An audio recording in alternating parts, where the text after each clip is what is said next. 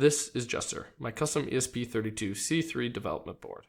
JESTER has integrated 2.4 GHz Wi-Fi and Bluetooth, as well as a few sensors I wanted to test.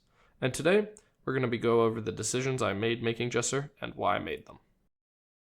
The reason for JESTER's being is that I want to, and have been over the past year, developing a suite of flight computers for quadcopters, drones, and rockets.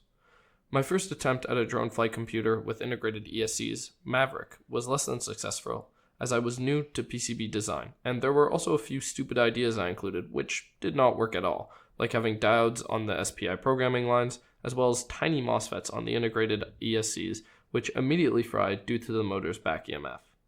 After Maverick, I made Goose, which by all accounts, I'm still confident should have worked, aside from the USB, where I connected the shield to ground. But the real issue with Goose is that it relied on tiny QFN packages, which, due to time constraints, I had to manually solder. And in that process created many shorts that I lacked the time, the tools to fix. With Goose though, I made massive strides in PCB design, and overall I'm still very happy with the design. After these two failed tries, I decided it was time for a new approach. Instead of making one mega board, I would break up the two sections into an ESC and a flight computer test/development board. These would have the added benefits that I can use them to test other things in the future aside from this project. And this is where we get to JESTER, my flight computer/general purpose development board. Now, on the two previous boards, I used an Atmega 328P, the same chip you'd find in an Arduino Uno, as the main MCU, for the main reason that I was familiar with the chip. But for the new board, I decided I wanted more powerful features, and the ESP32 seemed like a very attractive option, and has integrated USB JTAG and RF capabilities while still working within the Arduino framework. Pause. Now, I know what a lot of you are thinking. Why not use an STM32? And I will get there, but at the time I was uncomfortable in making such a massive move away from what I knew, and this move seemed reasonable. Also on JESTER, I elected to change some of the sensors I was using to ones which were easier to source. For this, I selected to use the BME 280 barometer and ICM 20948 9-axis IMU. I elected the ICM as previously I was using the MPU 6050, and this was the natural successor. Moreover, it kept the integrated digital motion processor that allowed me to offload the sensor fusion, which I believe is crucial for the relatively slow MCUs I was working with.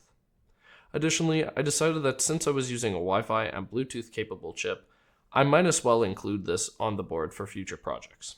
Now, let's look at the PCB. I designed the PCB in EasyEDA standard as it was free and had been what I'd used for the other two boards. And after importing all my components, finishing the schematic, and checking about 1,000 times, I moved on to the routing.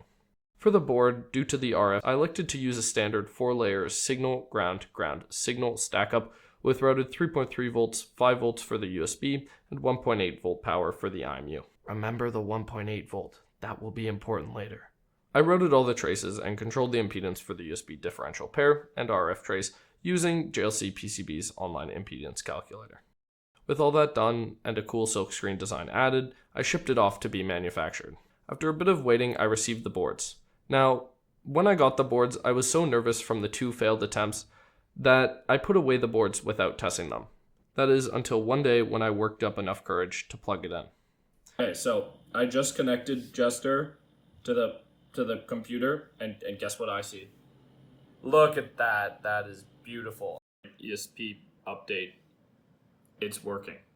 After seeing this and learning how to upload to it, I got Gemini to write some code to test whether the Wi-Fi and Bluetooth was working.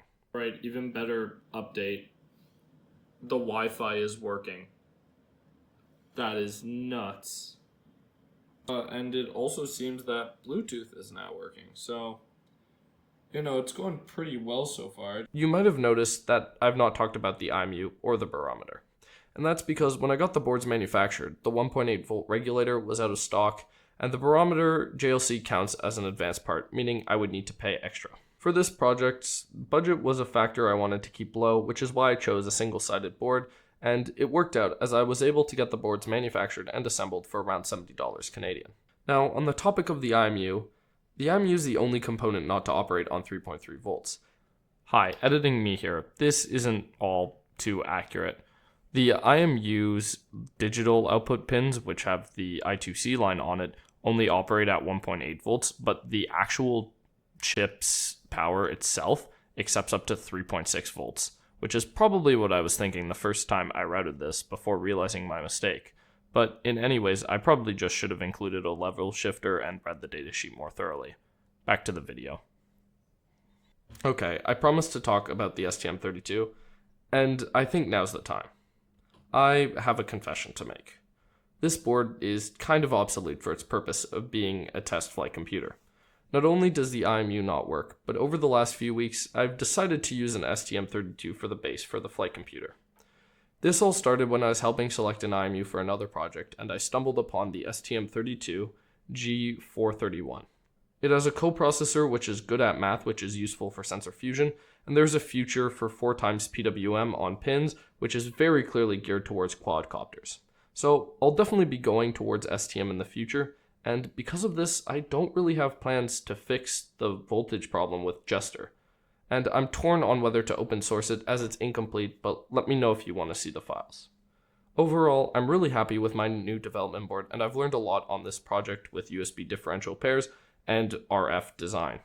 I do have a couple projects coming down the pipeline, so stay tuned. But until then, I'll see you in the next.